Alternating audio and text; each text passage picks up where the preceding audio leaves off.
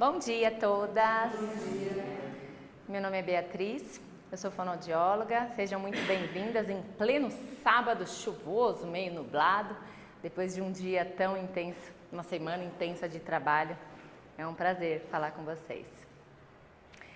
E a nossa proposta, junto com a Marisa e com a Fabi, é falar um pouquinho do diagnóstico de autismo, o quanto aumentou-se a prevalência do diagnóstico, não apenas de números de crianças que vão e recebem o diagnóstico, mas crianças que não têm diagnóstico e apresentam todas as características e às vezes chegam lá no terceiro, no quarto ano com uma defasagem absurda, porque a criança tem uma dificuldade gigantesca de socializar, não consegue se expressar verbalmente e a parte da aprendizagem então fica muito aquém do esperado. Então a ideia é que a gente discuta um pouquinho o que é o diagnóstico de autismo, como que vocês lá no trabalho de vocês podem detectar isso precocemente, porque a gente sabe que a rede pública de ensino, muitas vezes as mães nem percebem as alterações das crianças, muitas vezes ficam tão ocupadas com outros filhos, outras coisas e acham que aquilo lá é normal. Pior ainda. Às vezes levam num colega, num profissional médico e o médico fala, vamos esperar mais um pouco. O vamos esperar mais um pouco é algo que me toca, que me chama muita atenção, porque aí a gente perde aquele timing, aquele processo que poderia ter uma intervenção bem assídua, a estimulação precoce, que é o sucesso do tratamento, que é o sucesso, que facilita a vida de vocês, professores, porém, existe muito esse mito. Criança tem o tempo dela. E eu vou passar para vocês aqui, as meninas também, que os sinais de autismo, eles são detectados, assim, muitas vezes desde pequenininho. Então, criança não tem o tempo dela. Então, é sobre isso que a gente quer conversar e também desmistificar um pouco desse mito que ronda, em volta desse diagnóstico, desse estigma e faz com que a gente acabe justificando todas as dificuldades da criança porque ela é autista. Então, o que eu vou convidá-las a refletir hoje, e tentar plantar uma sementinha no coração de cada uma de vocês, é que quando a gente tem um laudo, seja ele qual for, autismo, TDAH, transtorno obsessivo compulsivo, seja o transtorno que for, o laudo que for, a gente tem que fazer o que é possível, mas mantendo um equilíbrio interno.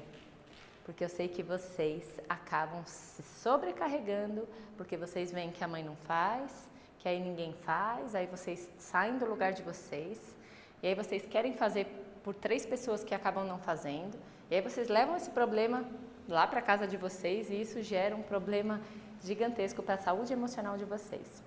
Então, eu quero falar um pouquinho disso, de inteligência emocional do professor, de como lidar com o diagnóstico, de intervenção precoce e como a gente pode ajudá-los, tá? E no finalzinho, aí eu abro um pouquinho para as perguntas, tá bom? Não, imagina, é só um pedacinho da minha apresentação. Então, eu tenho formação em fonoaudiologia já há 20 anos. E há 10 anos eu estudo outras técnicas que viabilizem a compreensão da raiz do problema. Eu sempre fiquei muito incomodada com essa questão de, tá diagnosticado, é por isso que é neurobiológico. É assim mesmo. Só que eu observava algumas mães que, mesmo com um laudo assim, vou dar o exemplo de uma criança que estuda com meu filho, estudou com meu filho. O laudo do médico era o seguinte: ele vai sobreviver até no máximo 2 anos de idade. E eu fico me questionando, essa pessoa que fala isso deve ter uma conexão divina, para adivinhar um negócio desse. Porque, enfim. Aí o menino passou dos 2. Não. Agora não chega até 4. Chegou nos 4. Mas tá vendo? Agora também não vai andar. Resumo. O menino se formou, terminou o Fundamental 2, entrou na formatura andando, aquela criatura que ia morrer com 2. Então, o que eu percebo? Que quando a mãe fica indignada, olha, além do diagnóstico, a mãe faz assim, eu vou fazer a minha parte. E ela faz a parte dela E aí ela sempre encontra um professor maravilhoso que também faz a parte dele. E aí todo mundo cresce em prol da criança. Então eu via que tinha mães que se acomodavam e a criança... Tinha mães que... E a criança, uau! Falava, não tem a ver com um rótulo. Isso não tem a ver com diagnóstico, tem a ver com outras coisas assim, que aí apenas o que eu tinha aprendido na faculdade não me trouxe resposta. E aí eu fui buscar em outras técnicas, por isso que eu estudei outras coisas e é um pedacinho dessas outras coisas que eu vou trazer para vocês. Então, falar do autismo puro, da primeira denominação. Então, pegar a semântica da palavra, eu adoro brincar com a semântica da palavra, que é voltar para si.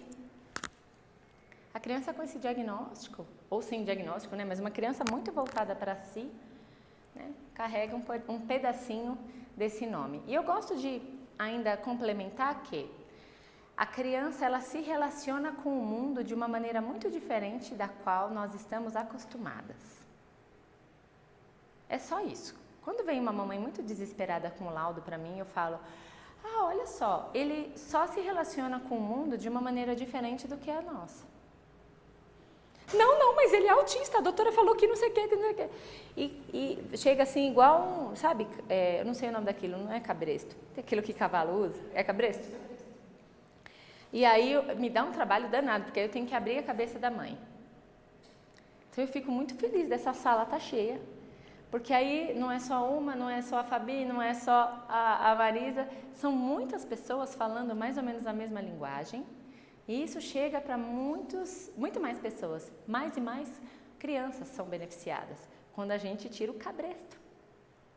Então é apenas uma maneira de se relacionar com o mundo, sim. E como que eu posso aprender a partir dessa maneira, que é diferente da minha?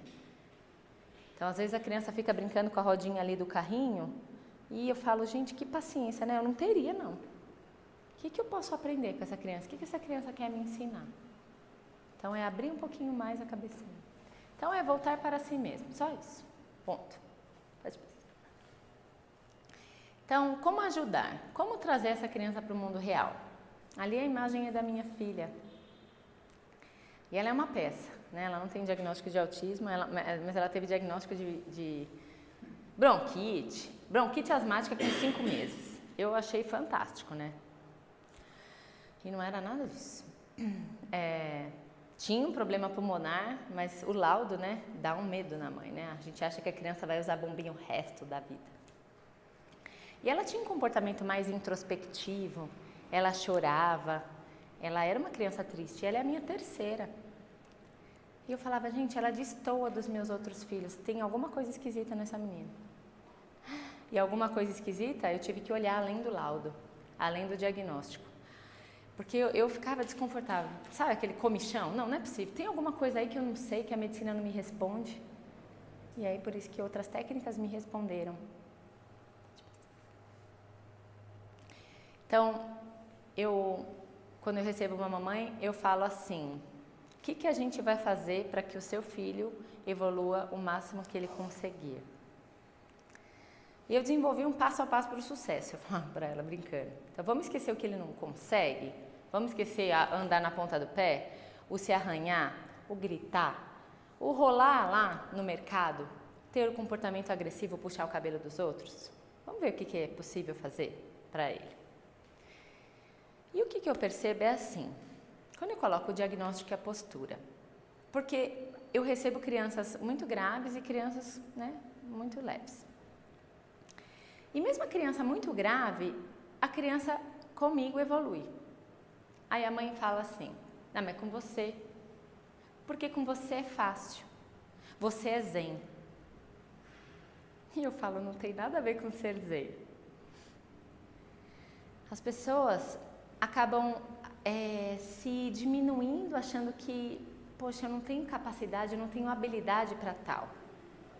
E eu passei anos assim pensando, gente, eu não tenho nenhum dom especial. Eu não tenho absolutamente nada de diferente, porque eu ouvia isso mesmo no meu começo da carreira. Ah, com você ele faz, comigo ele não faz. Eu falava, gente, mas o que eu tenho que o outro acha que ele não tem, mas tem? Mas o que é isso? E aí eu descobri que isso é a minha postura interna. O que é a minha postura interna? É justamente essa. Eu retiro tudo aquilo que a criança não consegue fazer. E aí eu acredito naquilo que ela pode fazer de uma maneira lenta, gradual, né? E vou testando. Então, toda vida que a criança senta lá comigo, ou na cadeira, ou no chão, ou não senta, fica pulando, porque às vezes a criança não senta mesmo, eu olho nos olhos dela e eu falo, eu acredito em você. Eu tenho certeza que você consegue. Eu sei que você está irritado por outras coisas, mas não tem problema. Agora eu preciso fazer tal coisa com você. E muitas vezes a criança nem tem o código linguístico de entender aquela frase. A gente vai brincar de bloco. A gente vai montar uma peça em cima da outra. Mas eu tenho uma postura interna de que eu acredito. E a criança responde. E eu vou mostrar para vocês como que a gente pode fazer com que a criança responda. Então, primeiro é a postura. Ok, eu sei tudo que ela não faz, mas eu sei que ela pode fazer mais. Então, a minha postura interna é, eu acredito. Para de birra. Para de manha. Depois a gente olha para a sua manha. Agora eu preciso. Você não quer se comunicar? Eu sei que a sua birra é uma maneira de você me falar alguma coisa. Mas calma. Eu preciso te ajudar com outras coisas. E a criança responde. Eu vou mostrar uns vídeos depois. Então, o diagnóstico é a postura. Qual atitude assumir agora? Então, muitos de vocês veem, né, mamães falando assim, não, eu não aceito, isso está errado, não é possível. Eu vou procurar outro especialista, aí leva em outro, aí gasta um dinheirão, aí leva no professor doutor lá na capital. Até que, de repente, ela acha uma pessoa que fala o que ela quer ouvir. Ah, tá vendo? E principalmente naqueles que cobram R$2.000 a primeira consulta. E aí dá o laudo assim de cara. Ou não é. Não faz nenhum teste. É o olhômetro e aí... Ai, mas ele é ótimo. Paguei caro. Não é assim, gente. Infelizmente. Aí até que acha alguém que fala o que ela quer ouvir. Beleza. Aí passa assim 2 anos sem estímulo. Ah, porque o médico falou que ele vai falar no tempo dele. Ah, ele se recusa a alimentar, mas pelo menos eu dou miojo. Eu dou salgadinho, porque ele tem que sobreviver. Ah, mas eu vi na televisão que sustagem é bom, que substitui a comida. Aí a criança vai ficando flácida. Passa-se anos, a criança não fala, aí também não come, aí acumula, antes era um problema só de comunicação, agora fica um problema de comunicação e musculatura, e aí a criança não consegue socializar, um problema que era pequeno ficou que tamanho? Então, isso é bem grave, quando a mãe não quer, sabe? Não, isso é mentira, quando ela não aceita, é punk, difícil. Depois, vítima. Eu tenho um caso assim. Não era isso que eu sonhava. Eu falo, eu entendo, mas você pode aprender com isso. Não é possível. Eu tenho um caso que a mãe, ela trouxe o filho com 4 anos sem falar. Aí levou em outras pessoas para fazer terapia, o menino voltou agora para mim com 8. E continua apráxico, não fala. Mas pior, porque ele não tinha um comportamento de autista, agora ele tem. Porque agora ele vive no celular, ela não pode com a vida dele, socialmente ele é muito agressivo. Então, perdemos 4 anos. Aí ela trouxe. Ai, Beatriz, sabe, você pegava no meu pé e eu ficava brava, eu não dava conta daquilo. Eu falei, eu respeito. Eu entendo o seu tempo. Mas que pena, porque a gente perdeu 4 anos. Agora ele tem 8. Não fala. Sabe, os menininhos de 8 anos, eles, né, conseguem interagir, brincar e, poxa, ele não estava assim quando ele veio com 4. Ah, mas eu paguei para outras profissionais. Então, é como se fosse um desencargo de consciência. Ah, eu vou tirar da escola da prefeitura, vou colocar lá na escola particular. Como uma transferência de responsabilidade, sabe? É complicado, porque é a mesma coisa que no psicólogo 30 anos, né, 20 anos. Você transfere o problema que você não quer resolver. Porque se cada um fizer um pedacinho para a criança evolui. Então não, pode voltar. A vitimização não nos leva a um lugar muito legal. E o terceiro é aquele que realmente vive o luto. É aquela pessoa que fala, nossa, eu não sonhei em ter filho autista. Ninguém sonha, né? Ninguém engravida, faz enxoval, quero ter um filho, coraçãozinho azul. Isso é hipocrisia, né? Não é bonito. Mas eu vivencio essa tristeza profunda e isso tem que ser passageiro. Se isso não é passageiro, aí fica lá na vitimização, no nível 1 de diagnóstico. Aí eu não faço nada pelo meu filho. O luto, falando um pouquinho, né, só da medicina chinesa, ele se relaciona com uma emoção. E é a emoção do pesar. Então eu preciso viver esse pesar. Quando a gente perde alguém, a gente fica entristecido, né? A gente até coloca a mão no peito. Porque realmente o que rege a energia do luto, do pesar, são os pulmões. Então quando você vê uma pessoa cheia de pneumonia, por exemplo, ou uma criança que vive com o peito cheio, que era o caso da minha filha, é uma tristeza profunda. Que tem líquidos ali, onde deveria ter apenas ar. Aí se você olhar para a biografia daquele vovozinho, por exemplo, que vive com pneumonia, tem uma tristeza, tem um trauma que antecedeu a pneumonia. Sempre tem. Ou perda de um filho, ou perda de uma casa, ou discussão com alguém. E aí esse luto, essa emoção, se cristaliza e aí se transforma em doença. Na medicina chinesa a gente trata as pessoas assim, não olha para o pedaço. Olha para a biografia, né? Uma das técnicas que eu uso que chama Body Talk, você olha para a biografia da pessoa, o que levou esse corpo a adoecer. Né? Então, o luto ele tem que ser vivenciado. E depois do luto, pela medicina chinesa, tem um ciclo que é a energia da raiva. Então, o luto, depois tem o medo e logo em seguida a raiva. Foi a raiva que trouxe todas vocês para cá hoje. É a raiva que gera um movimento interno. É a raiva que me fez investir tanto em outros cursos. Porque a raiva ela tem um significado de indignação. Então ter raiva não é ruim. Quando eu tenho raiva e eu me movimento, é a raiva natural. Se eu tenho raiva e não faço nada, cristaliza, aí pode virar tumor, enxaqueca, outras coisas. Então a raiva que faz com que a gente fala, não, eu vou aprender a dirigir. Eu vou sair da casa dos meus pais, vou casar. Eu vou lá ouvir o que as meninas têm para falar em pleno sábado, depois de uma semana inteira de trabalho. É a raiva que faz com que vocês venham para cá. Mas ela tem que ser passageira. Eu crio um movimento e ela passa, assim como o luto. Então pessoas que vivem uma perda, né, de um ente querido por anos, entrou num luto patológico. E aí a pessoa pode adoecer por isso. Então, porque algumas crianças evoluem ou não, né? Então, a frase famosa do Jacobson, que então atrás de uma criança, né, feliz, que acredita em si, tem uma família que acreditou em primeiro lugar. Aquela família que arregaçou os braços, como o caso desse menino que estudou com meu filho, ele não tem o lobo frontal do cérebro. Não tem. E aí os médicos, né? Não vai sobreviver? Sobreviveu. Ah, não vai andar? Andou. Ah, então vai ter problema de memória. Gente, o menino ele tem uma apraxia importante, mas ele se comunica de outras maneiras.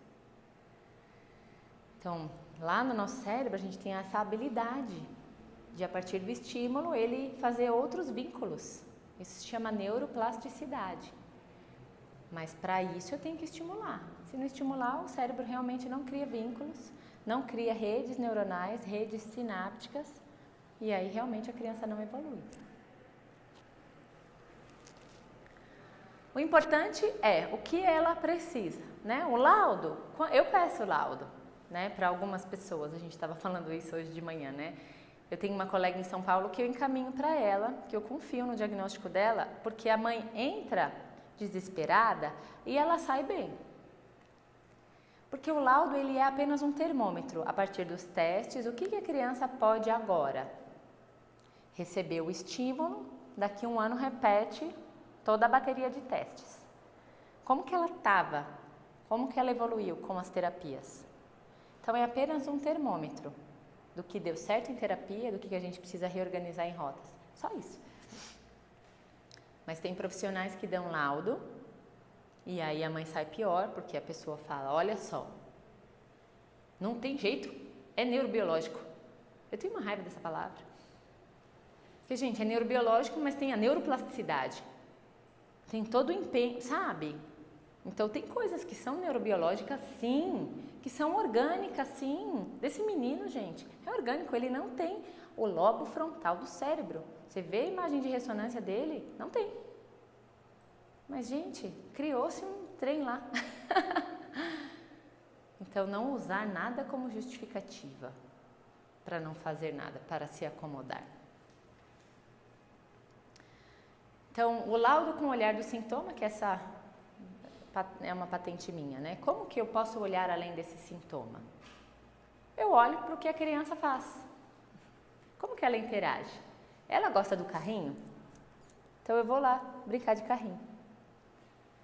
E daqui a pouco a gente vai falar de uma metodologia chamada ABA, que é a análise do comportamento aplicado, que aí a partir de um reforçador, que às vezes é o carrinho, às vezes é o celular, eu odeio, mas às vezes é o celular, a criança pode responder e interagir com o mundo, lembra? Trazer a criança de volta para o mundo de uma maneira mais leve. Em vez de falar, ele só fica no carrinho.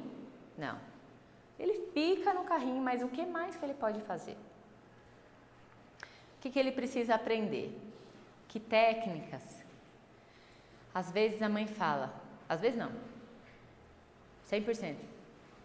Eu não tenho tempo, paciência. Eu não tenho tempo, paciência, eu não tenho tempo, paciência, eu tenho tempo, paciência.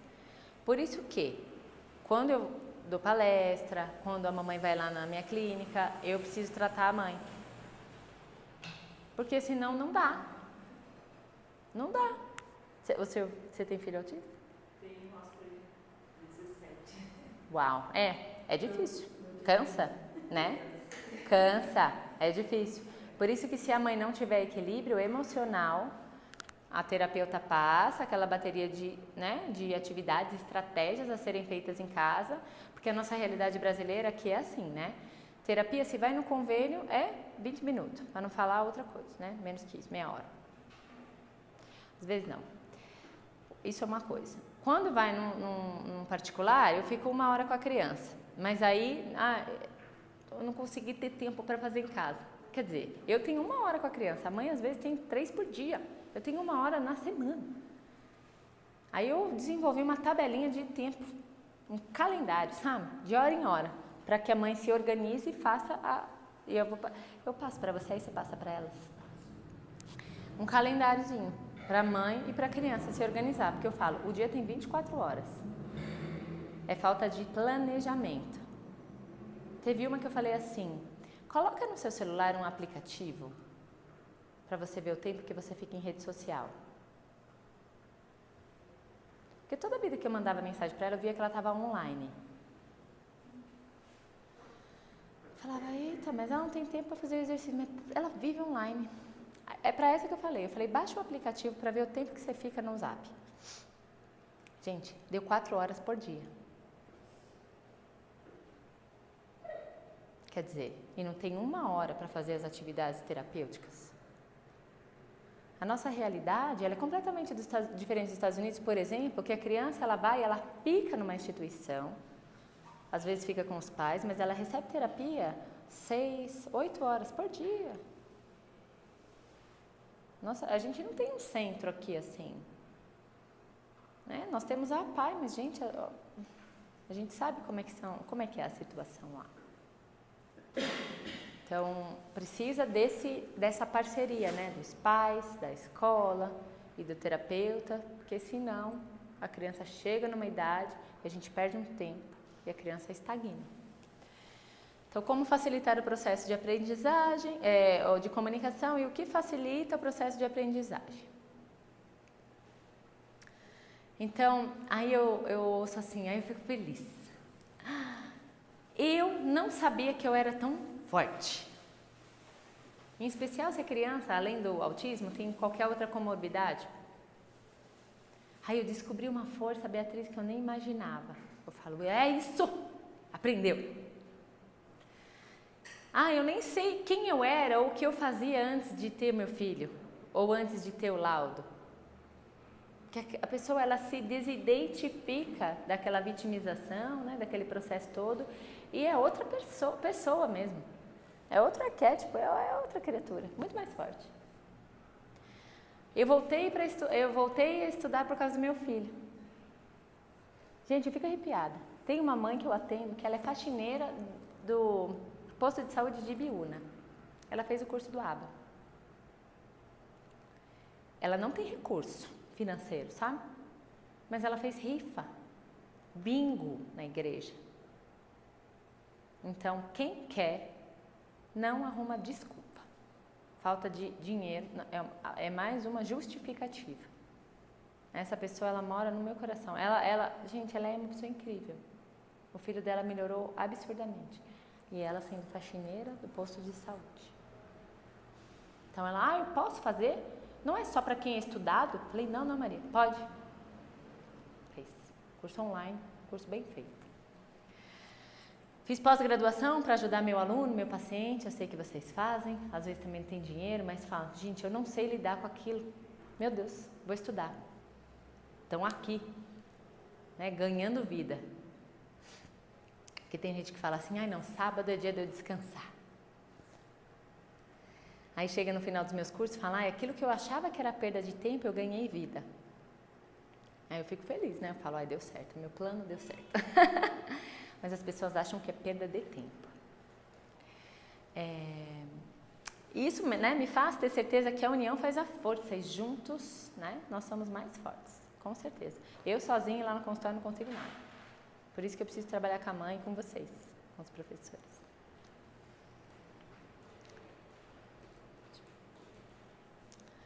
O sucesso depende de quem ou de quê, né? Então, eu já falei, né? Quem que pode ajudar? Todo mundo. Né? O irmão pode colaborar, tem que saber, lembra do sinalzinho 3 do diagnóstico, né? Ele tem isso. Então, a gente arregaça as mangas e vamos todo mundo agir em prol da criança. Então, todo mundo pode ajudar, né? Todo mundo pode facilitar. Quando os pais estão motivados, a criança evolui. Quando os pais estão desmotivados, vocês fazem isso, eu faço isso e não adianta nada.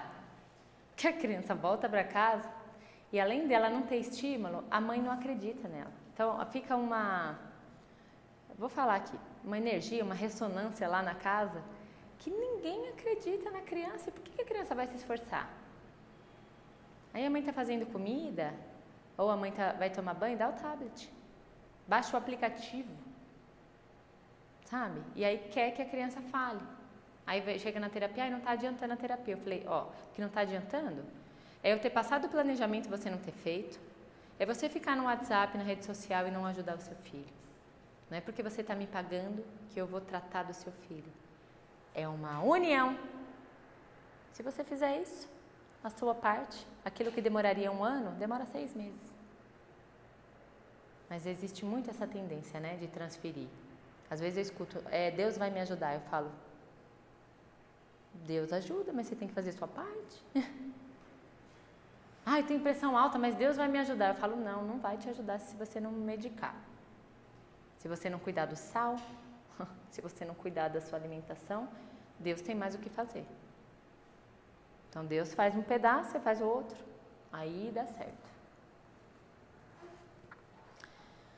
Que eu vejo, às vezes, é um problema de aprendizagem real, mas, em especial, crianças mais velhas, de 10, 11 anos, elas tiveram problemas de ensinagem. Não é? Por quê? Vocês não estão habilitados a lidar com crianças com diagnóstico vários, né? De autismo é um, mas tem vários outros, né? Que vocês não sabem lidar.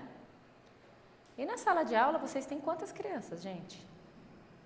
Não é só igual lá no consultório, que eu tô só com aquela criatura. Vocês têm 20 vidas. 30, 20, olha que otimista. Vocês têm 20, 30, E não são apenas crianças, né? Vocês estão ali com 30 histórias, né? Vamos falar a verdade? 35. 35 famílias ali, 35 histórias, 35 questões, problemas, que se vocês não se cuidarem, fica ótimo, né? Tem uma professora de um pacientinho meu, gente, ela não consegue voltar da aula. Ela vive de atestado por depressão. Eu a conheço por vídeo do WhatsApp, mas ela não consegue dar aula porque ela está com um transtorno mental grave. Porque foi fazendo. E eu sei que vocês fazem. Vocês são amorosos, mas isso custa caro para vocês. Vocês têm que se equilibrar também. Tem que colocar um limite, tem que ter uma postura interna. Lembra que eu falei da postura? A postura interna de chegar na mãe e falar. Ele não está assim porque a senhora acha que não acredita. A senhora está fazendo a parte da senhora. Todo mundo tem, gente, meia hora no dia. Todo mundo tem. Basta querer e colocar na prioridade. Então, por isso que o ajudante, né, o terapeuta, o professor, os pais, tem que ficar equilibrados. Sem esse equilíbrio emocional, você não consegue nada com a criança. E a criança percebe e aí deixa quieto. E as descobertas continuam, né? Então eu fiz aqui uma linha do tempo para vocês verem como esse estigma do autismo mudou com o passar dos anos. Então lá em 1900 e bolinhas, né? Esse Blech, psiquiatra suíço, fez referências ao termo autismo para designar sintomas de esquizofrenia. Esquizofrenia é um diagnóstico psiquiátrico onde, às vezes, né, a pessoa tem uma alucinação visual ou ouve vozes. Então, ela não está nessa realidade. Vamos imaginar mais ou menos assim. Então, em 1911, ele fez essa alusão. Como se aquele voltar para dentro, que a criança, né, da imagem da minha filha, né, brincando, ela está em outro mundo. Né, ela está em outra realidade. Em 44, Asperger, que foi daí que veio o nome síndrome de Asperger, né? Então, psiquiatra, pesquisador também, austríaco, escreveu um artigo da psicopatia autística na infância. E aí foi publicado no ano seguinte. Ele observou padrões de comportamento e habilidades que ocorriam principalmente em meninos, com deficiências sociais graves, falta de empatia, baixa capacidade de fazer amizades, hiperfoco, em um único assunto e movimentos desordenados. Então, ele denominou, principalmente para crianças de alto rendimento, que têm habilidades que vão além daquelas socialmente, abre aspas, comum, né? Porque o que é comum hoje em dia, né? Fico brava com isso, que é comum, que é normal. Né? Hoje em dia, se a gente olhar a nossa sociedade, é todo mundo meio autista, porque todo mundo fica fechado no seu mundo. Todo mundo fica lá no celular. Vocês estão aqui totalmente atentas a mim, mas tem palestra que eu dou assim para muitas pessoas, eu estou falando desse assunto e as pessoas estão no celular. Então, assim, né, estão no mundo delas, estão perdendo essa, né, a riqueza de aprender um pedacinho, né, e é uma troca mesmo. Então, enfim.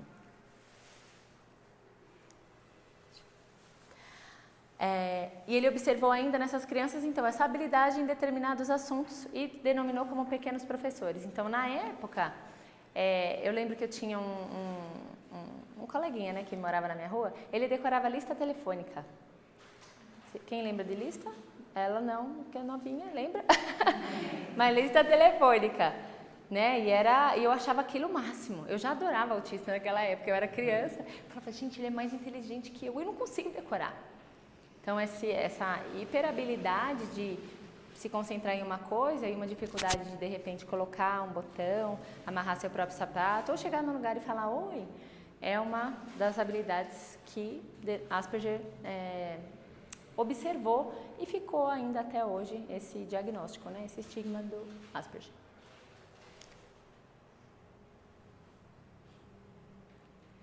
E foi evoluindo, né? Aí vem DSM-1, aí vai todas as subdivisões. Pode passar esse slide, só para vocês verem a evolução. Aí vem o DSM-3. Tá, aqui mudou. Aqui, mais ou menos na década de 80, mudou a denominação e passou para transtornos invasivos do desenvolvimento. Que nome, né, gente? Imagina sair com um laudo desse. Seu filho tem transtorno invasivo do desenvolvimento. O que invadiu nessa criatura, né? Então, percebe que tudo vai evoluindo, né? DSM-4, novos critérios de diagnóstico. Aí, em 98, Lancet, que é uma revista muito bem vista no meio médico, lança essa questão das vacinas. Isso é uma coisa que me arrepia. Vacina e diagnóstico. O que eles observaram? E isso é verdade, gente. Tem médico que fala que não, mas é verdade. Aumentou-se muito o número de vacinas, né? Então, tetra isso, hexa isso, pentavalente para isso, para aquilo outro. E aí, alguns pesquisadores começaram a reparar que, mas aumentou a venda das vacinas e aumentou o índice de crianças que ficaram autistas. O que é isso? Mas aí a indústria farmacêutica vem caindo, malhando em cima, falando que não, isso não é verdade. Essa pesquisa está errada. Mas é uma pesquisa publicada numa revista de referência mundial. Principalmente a tríplice viral. E é assim, né? É o que a gente fala do autismo regressivo. 100% dos meus casos são desses, né? Que eu atendi a minha vida inteira. Meu filho, do nada, parou de me olhar. Do nada. E não é do nada. Aí quando eu olho para a biografia, quando eu faço o genograma, por volta de quantos anos? 1 ano e pouco, ou 9 meses, perto de 1 ano, que é justamente na época da vacina da tríplice, do reforço. Então nunca é do nada. Só que eu vou mostrar para vocês que não é apenas a vacina, eu não estou fazendo apologia à vacina, que não tem que vacinar. Tem que fazer tudo, com esse olhar de que a indústria farmacêutica realmente ela vem com tudo, né? Tem a coisa da risperidona, da ritalina, de todas as drogas que facilitam para a mãe, né? Mas não facilita porque você remedia um problema. E tem os efeitos colaterais todos, né? Que é aumento de hormônio, enfim. Então não cura nada não, né? O remédio remedia. Volta só Marisa, por favor. Isso. Aí foi evoluindo em 2007, o Dia Mundial da Conscientização do Autismo, e às vezes eu me pergunto, quem vai nas ruas, né? Aqui em São Roque é um público muito bonito, as pessoas estão muito engajadas, mas eu vejo alguns lugares e algumas pessoas que participam, eu falo, gente, o que eles pensam que é conscientização? Conscientização ou conscientização? Partindo do princípio da psicoterapia, né, da psicologia, o que é consciência? Consciência é você trazer lá do inconsciente algo para a sua consciência. A definição de consciência é essa. Aquilo que eu não sei, eu torno consciente. Aquilo que eu não sei. Então, eu abro a minha cabeça, eu torno consciente, eu sei disso, que bom. Isso é conscientização do autismo, não é isso. Ele é autista. Então eu vou andar, vou pedir para Deus, ele não consegue porque ele é autista. Isso não é conscientização coisíssima nenhuma. Se unir um monte de mãe, todo mundo chorar, todo mundo se abraçar, isso não é conscientização, isso é outra coisa. Mas conscientização eu vou sair de alguma coisa que eu não sei para algo que eu sei. Que incrível, que maravilhoso. Para mim isso é consciência. E as coisas foram evoluindo. Na época, em 2014, a prevalência era de um caso para 68 crianças, e eu trouxe um dado de 2018, que é para 53 agora, se eu não me engano, 53, 54, um dado do ano passado. Então, já subiu um pouquinho. Daqui a pouco todo mundo vai ter criança autista na família, né? Vamos falar a verdade. E por que está subindo? Não é apenas o número de diagnóstico. As crianças elas estão tendo dificuldade, porque a sociedade, ninguém fala com ninguém mais. Aí quer que as crianças nasçam falando, interagindo? Ninguém interage. Elas só estão replicando alguma coisa que está acontecendo na sociedade, que é a minha visão, né? Então, atualmente, o que é o autismo? Presença de um desenvolvimento comprometido ou acentuado, anormal na interação social e da comunicação e um repertório restrito de atividades e interesse no último DSM. Mas cuidado, nem toda, essa frase é minha, tá? O cuidado. Nem todas as características citadas são observadas em todas as pessoas autistas. Muitas características podem ser trabalhadas com o empenho da família e dos profissionais envolvidos. Deve-se sempre considerar a individualidade de cada um, o que promove aprendizado adequado de acordo com suas preferências. Então, é mergulhar. O que é a conscientização do autismo? Eu mergulho lá naquilo que a criança traz, que às vezes é só brincar com o carrinho. A preferência dela é carrinho? É carrinho. O que eu posso trazer ela para o mundo a partir dessa preferência dela? Não é usar essa preferência como uma justificativa de ele não interage com nada. Como que eu posso fazer diferente a partir disso?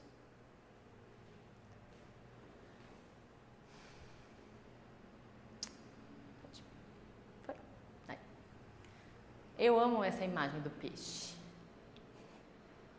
que é uma quebra de paradigma, né? Tá todo mundo para um lado e a gente vai para o outro. Consciência para mim é isso. Enquanto está todo mundo se lamentando, eu não. Eu falo, ok, essa criança tem tudo isso, mas ela pode fazer outras coisas. Então eu vou contra a maré. E tem várias pessoas já, porque antes eu era a louca do olhar além do sintoma, agora eu tenho várias. Meio umas doidinhas igual eu. E várias outras pessoas, então isso vai, assim, vai contaminando. Mês que vem eu vou dar um curso no Amapá. Vir uma palestra, uma colega que estudou comigo, não, vem pra cá. Então, essa contaminação está positiva. Essa virose do olhar além do sintoma está ótima. Então, a gente fez, né? Cada um fizer lá dentro da sua vidinha, né? Do seu quadrado, as coisas melhoram. Ah, mais uma coisinha, tudo evoluiu, né? Vocês viram, né? O DSM evoluiu, tudo evoluiu, mas ainda o olhar está muito no estigma. Então, que essa virose olhar além do sintoma chegue para muitas pessoas, para que a gente definitivamente consiga ajudar as crianças e mudar, muito mais do que as crianças, mudar a nossa postura interna. Porque quando você vai orientar uma mãe numa reunião, que aquela criança precisa de comunicação, e a mãe não fala com a criança, a mãe não fala com o pai, a mãe não fala com ninguém, a criança também não vai falar. Por isso que a mudança é do maior para o menor. Se o contexto que a criança está inserida não muda, como por exemplo, tem muitos casos hoje de intolerância à lactose, né? Ou até doença celíaca, crianças que não podem comer farinha. Aí a mãe fala, não posso mais comprar chocolate, porque tadinho, ele vai ver e vai ficar com vontade. Ela entendeu, mudou o contexto. Porque se essa criatura convive com os irmãos, com a mãe, com o pai, comendo chocolate, vai dar um problema intestinal e aí vai dar trabalho para a mãe. Mudou o contexto. A mãe não compra mais chocolate e a criança fica bem, saudável, porque o contexto mudou. Então, quando muda o contexto, a criança fica saudável. E na parte da comunicação é a mesmíssima coisa. Se a mãe muda o contexto, se ela resolve, agora eu vou largar meu celular para conversar com a criança, isso dá certo. Se ela continua não largando o celular, não há nada que vocês possam fazer, a não ser aquilo dentro do lugarzinho de vocês, lá na escola, vocês façam o que é possível, não o que é impossível. E a gente vai falar daqui a pouco o que é esse possível. Então, foco na saúde, qual é a diferença da visão sistêmica, que é a minha visão, que é o olhar do conjunto, que é o olhar do contexto, da família, para a visão cartesiana. Então, essa coisa de René Descartes, que é eu olho o pedaço, eu trato o pedaço. É como a medicina atualmente acaba lidando com os problemas de saúde. Vai no especialista do dedo, vai no pneumologista, né? Vai no cardiologista. Então, não que seja ruim as especialidades médicas, mas na época da minha avó, o cara que fazia o parto dos meus tios era o mesmo que tratava dela, que era o mesmo que tratava da mãe dela, sabe? E aí ele sabia o que eles comiam, e aí ele falava, não, tal coisa de porco não vai funcionar, a senhora tem que dar outra coisa. Então a pessoa sabia o contexto. Então hoje, se você vai num médico, né, e você tem diabetes, aí você remedia o diabetes. Aí a pessoa continua comendo doce, que ótimo. Pâncreas para uma hora, né? Aí tem que tomar insulina, que delícia. Então, a visão sistêmica é a visão que eu preciso mudar um contexto para que eu consiga um resultado. Se eu não consigo um resultado é porque não mudou o contexto. Aí é perda de tempo. A visão cartesiana é aquela que assume o seguinte, eu sou diabético, meu filho é autista, eu sou hipertensa, eu sou, ou eu tenho. A visão sistêmica é, eu estou com esse probleminha, mas eu vou resolver. Percebe que é um pouco mais leve? É como se fosse alguma coisa mais passageira. Então eu não assumo a identidade da doença. Eu simplesmente olho para a doença e falo, preciso mudar.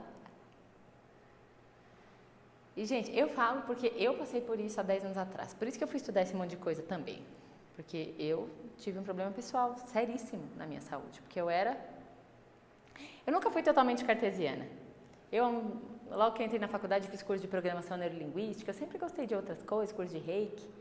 Mas aí depois, como ninguém da minha faculdade era igual eu, aí para pertencer, para eu não me achar louca, eu acabei deixando esse meu né, esse meu lado, que era tão gostoso de lado.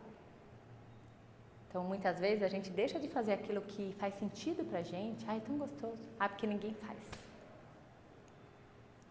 Então, eu precisei passar por um processo pessoal, né? Eu não tenho a tireoide, para que eu entendesse que era o meu contexto que me adoecia. Se eu não mudasse o contexto, eu ia continuar mal. Então, o contexto que faz com que a gente evolua, ou não. O sintoma como identidade, não. Eu assumo a minha doença. Isso, eu sou isso. Aí eu falo, sim, mas quem é você que está por detrás da hipertensão? Eu lembro que eu dei uma palestra uma vez e o cara falava assim, não, mas o meu filho é disléxico. Eu falei, não, ele só tem isso, mas ele é uma criança. Não, mas ele não aprende por isso. Gente, eu já tinha falado, eu acho que umas 2 horas. Sabe, ele não entendeu. E eu também respeito. Porque não é todo mundo que realmente quer aprender. Mas tem uma hora, gente, que... Vou contar uma historinha rápida. Uma parábola de Buda, que diz assim. Existem 3 tipos de pessoas. A pessoa número 1 é aquela que... Vamos imaginar que é como se fosse um cavaleiro. E aí ele vê o cavalo dele lá longe, e aí ele dá um assobio, né? Não sei assobiar, gente. Aí ele dá um assobiozinho para o cavalo, um assobio para o cavalo, aí o cavalo imediatamente sabe o que tem que fazer, que é servir o cavaleiro, né? Aí o cavalo vem apenas com assobio. Rapidinho, né? Sabe o que tem que fazer. Então tem pessoas que às vezes a vida dá um sinalzinho, tipo, acorda! Aí a pessoa já, igual o cavalo. Tem pessoas número 2, que é igual o cavalo número 2. Que o cavaleiro vem, dá um assovio, o cavalo nem tchum. Dá outro, o cavalo nem tchum. Dá outro, nem tchum. Aí o cavaleiro vai, coloca a botina, sobe no cavalo, dá uma esporada, aí o cavalo se toca. Ai, tá doendo aqui, vou fazer alguma coisa. Pessoa número 2, às vezes tem que doer na carne. Teve que doer na carne. Porque a vida estava me dando um sinalzinho e eu tenho 29 anos. E tem pessoa número 3, gente. Que que é igual ao cavalo 3. Cavaleiro chama, cavalo nem tchum, e chama e nada, e coloca a bota e sobe no cavalo e tofe. O cavalo nem tchum. E dá de novo, e dá de novo. Só quando chega lá no osso, aí o cavalo se toca. Tem gente que tem que chegar no osso. E tudo bem também. Aquele pai que estava justificando que o filho era disléxico. Mas isso que você está falando não faz sentido. Ele é. Eu falei, tudo bem. Pode sair, eu falei para ele. Não tem problema. Fica aqui, faz sentido. Mas é a pessoa número 3, sabe? Que aí essa criatura vai crescer, né? Esse menininho de disléxico vai crescer. E aí, não vai arrumar emprego? Vai trabalhar? Não. Aí vai depender de quem para pagar as contas? Mas aí vai arrumar uma namorada, com certeza, né? Aí vai depender de quem para pagar a passeio com a namorada? Aí leva no terapeuta. Eu não aguento mais essa pessoa. Pô, não fez o que era para ter sido feito enquanto era criança, né? Arrumou justificativas. Então, às vezes, tem pessoa igual o cavalo 3. Demora um pouquinho, mas acorda. Às vezes não nessa vida, sei lá. Que bom despertar antes. Igual o peixinho, né? Que vai contra a maré. Pode passar. Bom, a visão sistêmica foca na família e na criança, não no laudo. Foca na saúde, não na doença. Trabalha corpo, mente e alma. E a interação com a família, seus hábitos alimentares, rotinas. Quando eu falo alma, tem gente que fica com medo. Alma é espírito, é religião. Não, gente, é energia. É o que circula no nosso corpo. Às vezes a gente não fala, nossa, hoje eu estou sem energia. Ou eu estou com energia. Isso é a alma, que é invisível. Mas o brasileiro, ele é muito esotérico, né? Aquilo que é invisível, eu tenho medo. Ou, nossa, isso aí é religião. Não tem nada a ver, gente, é a nossa energia. Nossa energia é vital. E isso é mensurável quando a gente vai lá no cardiologista e faz o exame eletrocardiograma. A gente vê a energia das batidas do coração. Ou do cérebro, né? A atividade elétrica do cérebro ou do coração. Energético. Mas tu não tem medo. Mas não, é assim. Às vezes a criança tem uma energia, né? E o professor está lá, sem energia. Não é verdade? Né? A criança não para. E vocês estão lá, sem energia. Então, como restabelecer essa energia vital de vocês? Nós vamos fazer uns exercícios já. Também alimentação, né? Às vezes a criança está totalmente prostrada ou está totalmente ativa, aí você vai ver o que a criança come. Ela só come bolacha. Come doce o dia inteiro, minha gente. Aquela criança fica pilha. Meu filho não dorme. Eu recebo cada mensagem. Meu filho não dorme, o que eu faço? Primeira pergunta é, quais são os hábitos da casa? Eu vou dormir 2 horas da manhã. Eu falo, ótimo, e você quer que seu filho durma que horas? 10? O que ele come? Não, meu filho tem dificuldade de alimentação, ele tem recusa alimentar. Falei, tá, mas ele deve comer alguma coisa. O que ele come? Eu dou bolachinha, eu dou fandangos. Eu falo, sim, mas ele não sabe que isso existe, né? Ou ele vai lá no mercado comprar com o dinheiro que ele trabalhou, sabe? Você que compra fandangos.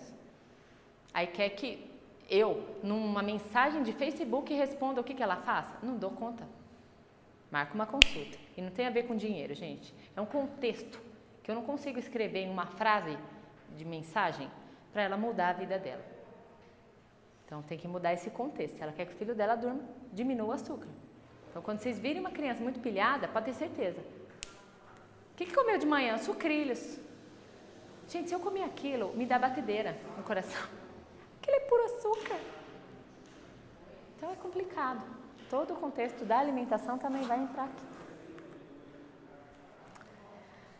Lembrando que o filho é a criança, o aluno é a criança, o paciente é uma criança. E a gente pode se surpreender se lembrar que ele é uma criança. Apenas isso. Persistir, ter paciência, ter equilíbrio e inteligência emocional. Sem desculpas e sem justificativas. Sou eu e a minha filha de novo. A gente está fazendo um exercício que é o que a gente vai fazer agora. É o equilíbrio do córtex cerebral. Nessa foto ela tinha acho que uns 4 aninhos. Ela vai fazer 7 no final do ano. É uma peça. Ela que me ensina todo dia umas coisas. Ela é assim. Ela é muito ativa. E quando ela cai, Antes ela fazia o equilíbrio do córtex inteiro, que é o que a gente vai fazer agora. Mas agora o corpo dela já sabe como lidar com aquele momento de estresse da queda. Aí ela fala, tá doendo, mas eu tô respirando, mãe. Isso, filha. Mas faz com que ela não fique muito reativa, porque ela era extremamente reativa. Passava aqui, ai! Calma, foi só uma batida na mão. Calma. E quantas de nós, né? Eu não, porque eu treino, gente. Eu não sou assim porque eu nasci assim, gente. Eu treino muito. Mas quantas mulheres, às vezes acontece nada. Aí justifica às vezes, eu tô na TPM. Mas não, às vezes é uma coisa mínima que a gente reage. E essa técnica do córtex, por exemplo, é uma técnica que é tão besta que às vezes as pessoas deixam de fazer porque acham que é besta, mas ela funciona tão bem que faz com que a gente não fique reativa ao ambiente. Faz com que a gente fique responsiva. Então é aqueles segundinhos assim, em vez de sair berrando, em vez de gritar com o marido, a gente respira fundo e a gente coloca uma frase. Faz a comida você, querido. Sabe, quando chega assim, tô com fome, não tenho o que comer. E aí, ao invés da gente ficar louca, a gente responde assim, faz a comida você, meu querido. A gente preserva a nossa energia vital fazendo isso. Senão a gente se desgasta, porque além de não fez comida, aí, ele nem tá vendo tanto que eu trabalhei e ainda chega pedindo comida, lazarento. Então faz com que a gente se preserve e não reaja, e sim responda. E isso é bem simples, tá? Então vamos fazer, eu quero que vocês tirem as bolsas, coloquem do ladinho ou coloquem no chão. E vocês podem ensinar as crianças de vocês. O filho do Fernando, o Nicolas, que tem diagnóstico, né, de autismo, ele ensinou a sala dele inteira a fazer córtex, é muito engraçado. Então vamos lá, qual é a função desse equilíbrio? O nosso cérebro, ele é dividido por áreas. Então existem áreas cerebrais que são responsáveis por certos movimentos, certas nuances do nosso corpo. Né? Então, por exemplo, aqui é responsável pela comunicação, pela linguagem, pelas emoções, armazenamento de informações, parte frontal, as emoções, parte occipital, essa parte de trás aqui, por reatividade. Que, por exemplo, se entrar um gatinho aqui, eu vou ficar aqui tranquila. Né? Gato, não gosto muito, mas ok, ele vai entrar, eu vou ficar tranquila. Mas se entrar um dog alemão, um leão, um elefante, eu vou ficar desesperada. E esse desespero é uma parte daqui de trás do meu cérebro. Parte occipital. Só que o que está acontecendo com a sociedade mundial hoje, né? Nós estamos extremamente reativos hoje em dia. É como se a todo tempo eu esperasse que o pior fosse acontecer. E a gente vê isso no trânsito, né? A gente vê isso em diversos lugares, em diversas situações, em diversas famílias, dentro da nossa casa. Como se a gente achasse que o leão vai chegar e eu preciso fugir. Então, é o excesso de reatividade. Por isso que pessoas brigam tanto, se desentendem tanto, adoecem tanto. A maior doença hoje em dia, né? Antes, há 10 anos atrás, as pessoas sofriam, morriam por questões do coração. Né, ataques fulminantes do coração. Hoje em dia são questões mentais, desequilíbrios emocionais, que fazem com que a gente não dê conta da nossa vida e precise ficar um pouquinho em casa, né, pelo INSS lá. Só que aí o contexto de casa também é estressante, então por isso que é importante o centramento emocional. Então vamos lá. A técnica do córtex é do Body Talk System. Isso pode ser ensinado para qualquer pessoa. O foco é manter a minha mente e meu corpo equilibrado. E qual é a importância disso? Porque se a minha mente está escapando, pensando em alguma outra coisa, imediatamente o meu corpo reage. Se eu estou pensando numa coisa triste, meu corpo vai ter uma reação emocional de peso, aperto, e vai até me dar vontade de chorar. E o inverso também é verdadeiro. Se eu pensar numa viagem gostosa que eu fiz quando eu era jovem, tinha 20 anos, eu imediatamente começo a ter reações também no meu corpo. Então não existe separação dos pensamentos com o cérebro e com o corpo. Então essa técnica é para trazer o centramento dessa tríade, pensamento, cérebro e corpo. para trazer a nossa atenção para o momento presente e para equilibrar toda a energia de todos os lóbulos temporais, tá? Então, a gente vai começar com a palma da mão na região occipital. Isso. Só colocar ali. E a outra mão, a gente vai fazer uma conchinha. E a gente vai respirar profundo. E o foco mental é em equilíbrio.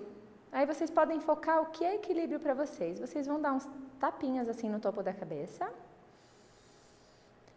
Uns tapinhas no coração. E vai soltando o ar. E uns tapinhas no intestino. Depois eu explico por que no intestino. Sobe um palmo de mão. Um pouquinho mais para cima. E o mesmo movimento. No coração. E vamos mantendo o ritmo. Sobe mais um palmo de mão.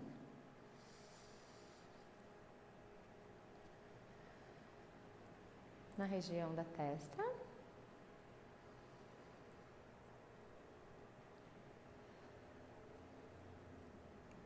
E na região das têmporas.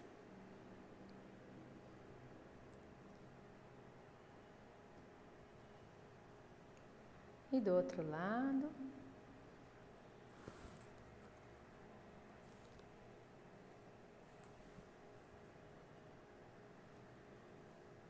Isso.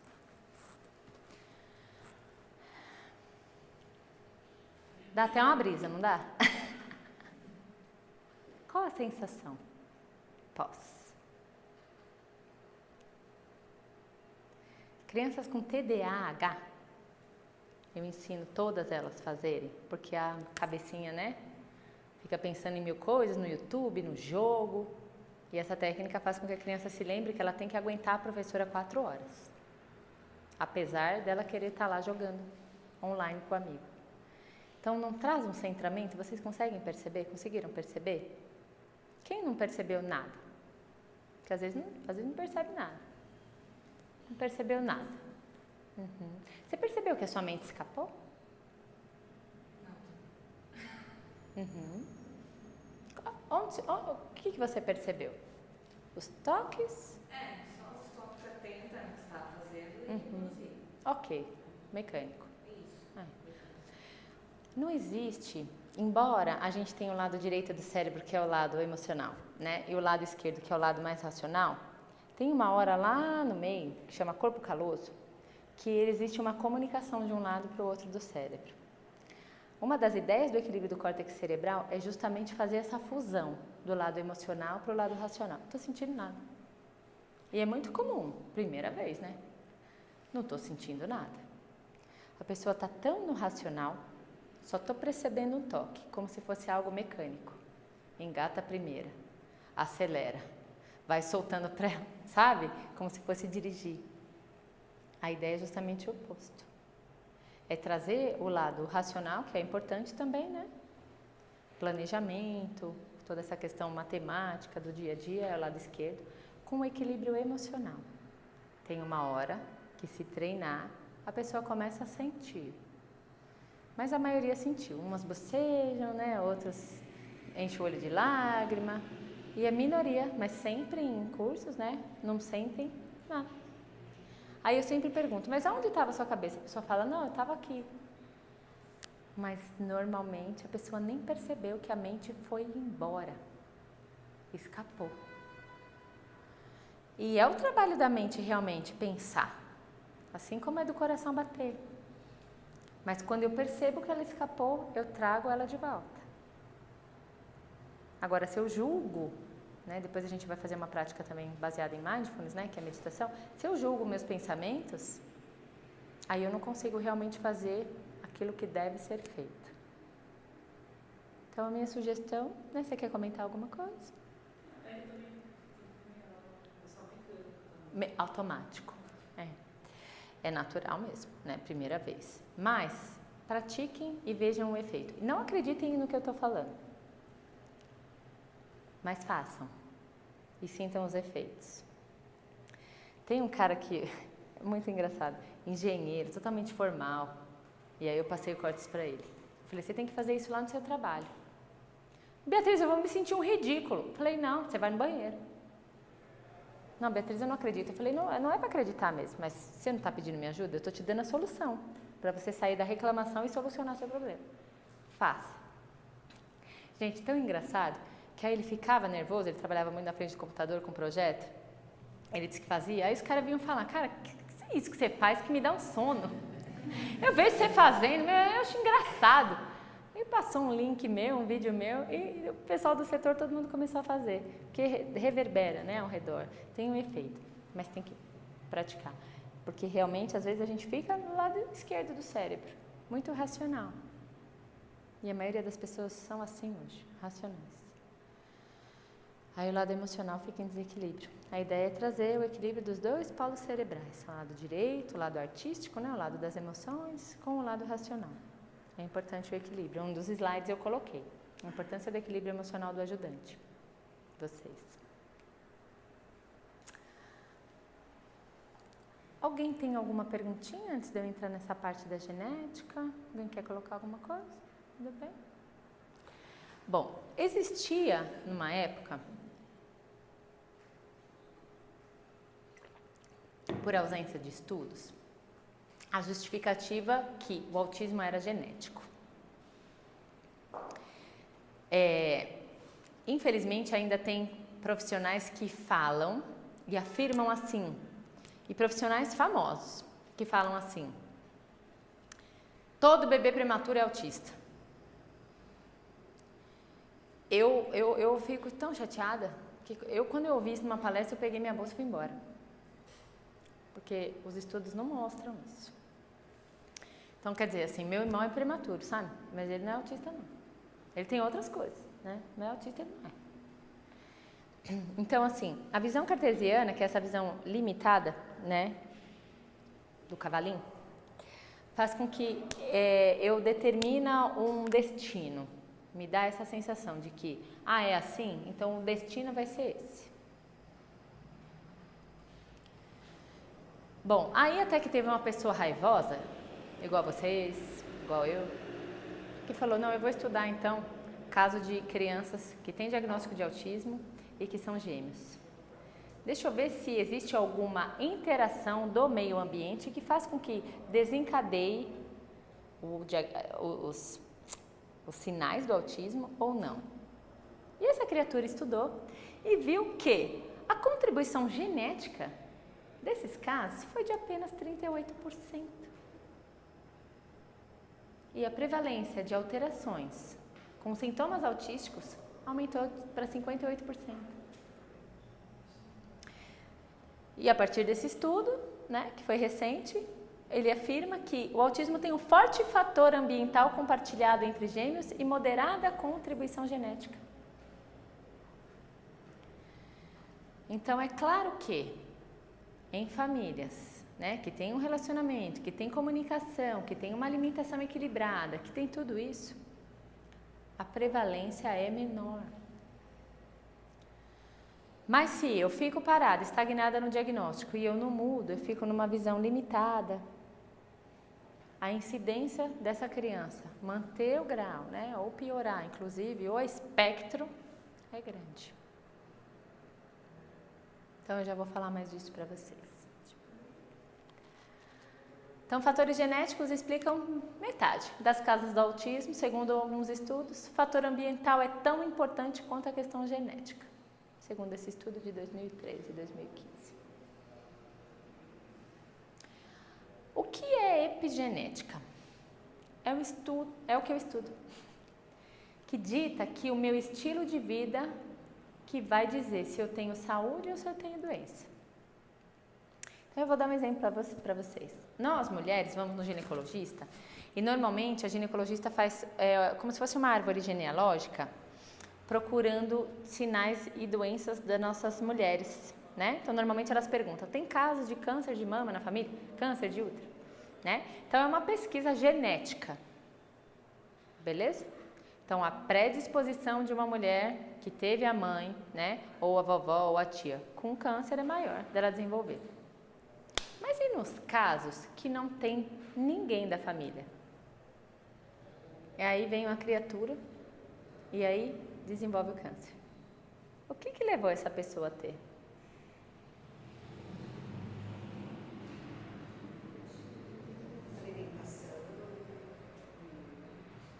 O ambiente. E o ambiente é tudo, é alimentação, é equilíbrio de estresse, é prática de esporte, é relacionamento, é comunicação, é tudo. O ambiente é tudo. Se eu me cuido, se eu faço a minha parte, eu brinco assim, tá depositando no porquinho da saúde todo dia? E o depósito do porquinho da saúde, sabe, às vezes é 1 minuto, é um córtex, é fazer exercício 2 vezes na semana, 3. É pouco. É uma caminhada no quarteirão. É subir a escada ao invés de pegar o elevador. São respirações conscientes ao longo do dia. E isso é colocar no porquinho da saúde todos os dias. É comer de modo equilibrado. Não é chegar às 7 horas da noite em casa, né? Que é o horário que vocês chegam, e falar, eu mereço comer uma pizza todo dia. Merece, mas vai cobrar, a saúde vai cobrar. Merece, mas merece também comer uma sopa, sei lá. Merece tudo. Por que a gente tem que focar no que nos prejudica? Né? Mas é uma tendência, principalmente das mulheres. Alguma coisa mais rápida, um pão. Eu falo isso, gente, porque eu tenho 3. E agora eu inventei de morar em Sorocaba. Pensa a minha vida. Né? Então eu tenho que ir embora, né? Pega estrada. Então é mais fácil para mim, realmente, abrir um negócio e comer. Mas eu sei que no dia seguinte vai me dar letargia, eu vou estar cansada. Então eu prefiro tomar sopa. Então, o estilo de vida é que faz com que eu tenha saúde, eu tenha doença. É onde a transformação realmente acontece. E quando eu mudo, tudo muda. É tão engraçado que assim, eu faço terapia de adulto também, né, lá no consultório. Terapia Body Talk, constelação familiar e tal.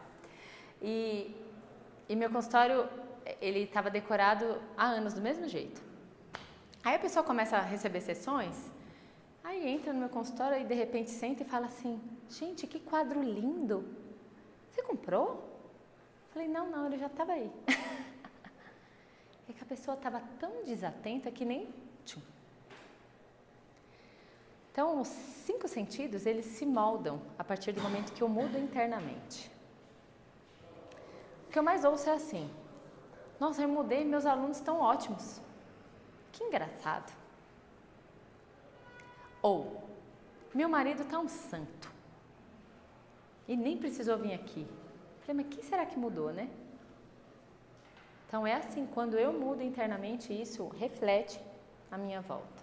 Se eu não mudo, nada muda. Cada célula, eu amo essa frase, que é do Deepak Chopra. Cada célula do nosso corpo está falando com várias outras células via mensagens genéticas e você precisa fazer parte dessa conversa. Não existe uma comunicação? Existe, quer ver? Quando a gente corta o dedo, o que faz com que as nossas células, né, que façam a homeostase, façam o equilíbrio e estanque aquele sangue ali? É uma conversinha ali um com o outro, né? É uma inteligência interna que nós temos que a gente nem dá conta. Toda essa parte da fisiologia do nosso corpo é tão inteligente, porque imagina, você toma um suco verde e ele sai amarelo. É uma inteligência incrível, o corpo ele sabe o que precisa, o que não precisa, o que eu mando para lá, qual tecido, onde precisa hidratar. Então existe sim essa comunicação interna, não tem nada de esotérico, isso é energia. Existe. E quando eu estou sem energia, eu também percebo. É que às vezes eu não dou conta, eu acho que eu estou louca, mas percebam isso.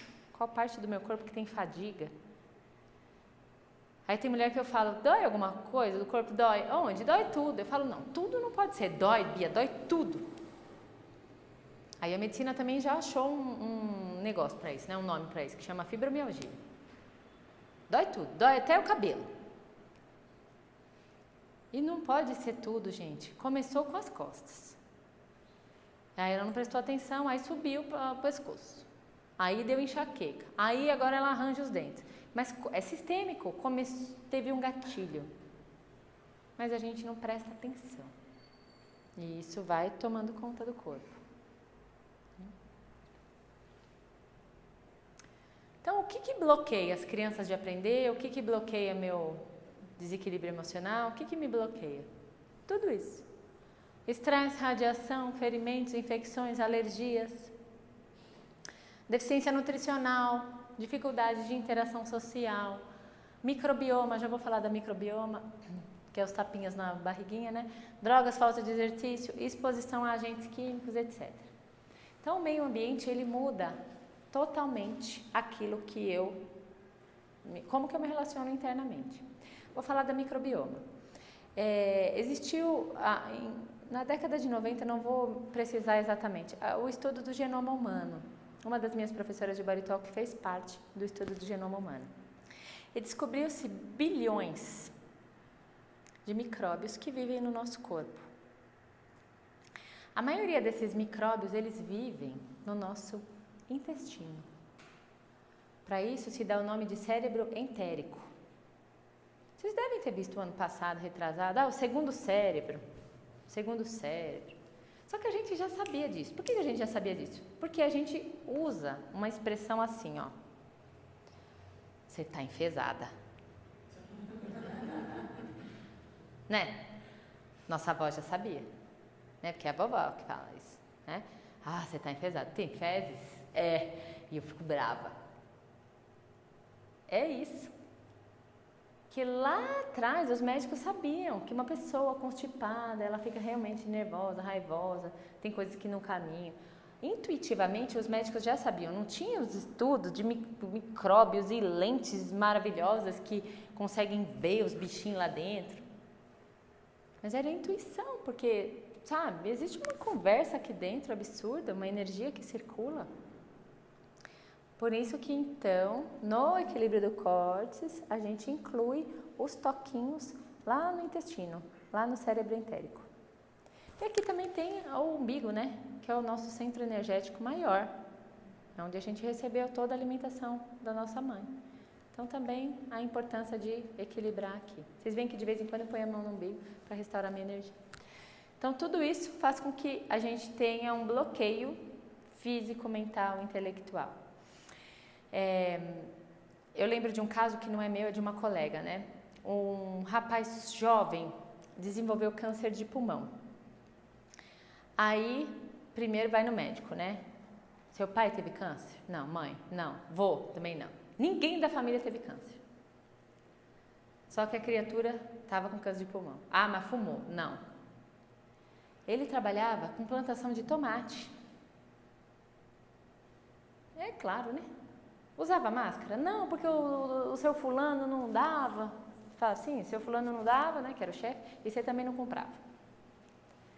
Então, é claro que ele desencadeou por uma questão ambiental, um patógeno que fez com que as células, né, entrassem em colapso e se desenvolvessem, e aí virou um tumor. Né? As células se identificaram com aquele patógeno e, na verdade, o nosso corpo ele reage. Então, começou com uma tosse, que aí ele não foi ligando, foi remediando com remédio, começou dando sinal, não veio, o câncer nunca vem assim do nada. Vai dando, sabe? É que a gente não para ouvir. Então, o meio ambiente, ele, né, interage 100% no nosso relacionamento interno. Nossa, esse slide ficou minúsculo. Nem eu de óculos estou lendo. Então, sinais e sintomas na visão sistêmica, né? Então, essa frase é minha, que é comunicação. É uma maneira de expressar algo que se deseja. Então, se eu falar assim pra você, tipo... Eu estou me expressando pelo meu movimento facial, mas eu não falei nada. Quantas crianças não ficam assim na sala? Né? Ou quantas crianças não berram, não gritam, não saem correndo? Ou pegam a carteira e jogam em cima do amigo? Ou crianças que se mutilam? É uma conversa, é algo que está escondido e ela não consegue falar, não consegue se expressar de outra maneira. É uma conversa. O corpo se comunica através dessa linguagem corporal, física, ou através dos sintomas também. Então, gestos corporais, faciais, gritos, choro, diarreia, ausência de apetite. Quando a gente briga com alguém, né? Ai, tô inapetente. Nossa, a gente não fala. Nossa, aquele assunto ficou indigesto. Nossa, eu vou ter um almoço de negócios com meu chefe, não consegui comer nada. Eu briguei com meu marido, briguei lá em casa e ficou um negócio entalado na minha garganta. Aí depois tem amidalite, não sabe por quê. Então o sintoma é alguma coisa que aconteceu na nossa história, no nosso dia, e a gente não conseguiu lidar, prestar atenção, a cabeça estava voando. Então prestar atenção nos sintomas da criança, né? Já a gente, na parte prática, a gente vai falar dessas ferramentas. Quando a criança está assim, o que vocês podem fazer lá em sala de aula? Que vocês podem, não que vocês não podem, que eu sei que vocês fazem que vocês não podem, e sobrecarregam-se. Então, o que dá para fazer pela criança que se corta? Que corta o cabelo do amigo? O que é possível fazer?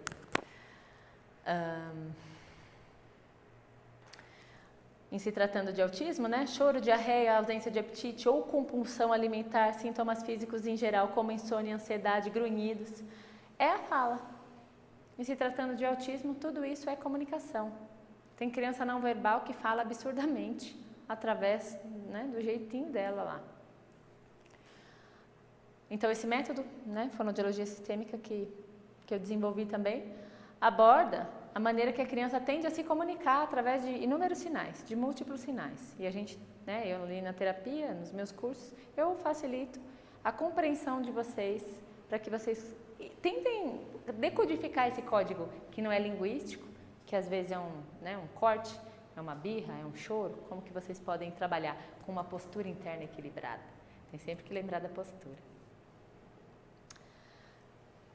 E aquilo que eu já falei, né? Um caso onde o sistema familiar não conversa com a criança e aí a criança vai e fala, a família vai e fala assim na escola: mas ele não está aprendendo a escrever. Primeiro a gente ouve, depois a gente fala, por último a gente escreve. Se essa criança está lá em casa, a mãe não conversa, ela não vai falar. Aí a culpa é de vocês? Então a primeira pergunta que vocês têm que fazer é: você não conversa com ele em casa? Ou ele fica só na TV? Ou ele só escuta a conversa dos desenhos? Tem troca de comunicação? Não tem tempo. Então aí fica difícil o processo de aprendizagem de linguagem escrita, porque a fala vem antes. A senhora precisa interagir um pouquinho mais com ele. Isso é trocar, isso é sistêmico, isso é compartilhar. Eu faço uma parte, você faz a outra, em prol da criança. Pronto, lembra lá, se o contexto não muda, a criança não muda. Caso de alergia alimentar, como eu já falei, né? Se a criança tem intolerância à lactose e a mãe continua comprando leite, a criança vai ter diarreia, a criança vai ficar internada, a criança pode morrer. Aí muda. Mas como é só a linguagem, é só, uma hora aprende a falar, uma hora aprende a escrever. Eu vou colocar no professor particular. Pode pôr no terapeuta. Mas cada um tem que fazer um pedaço.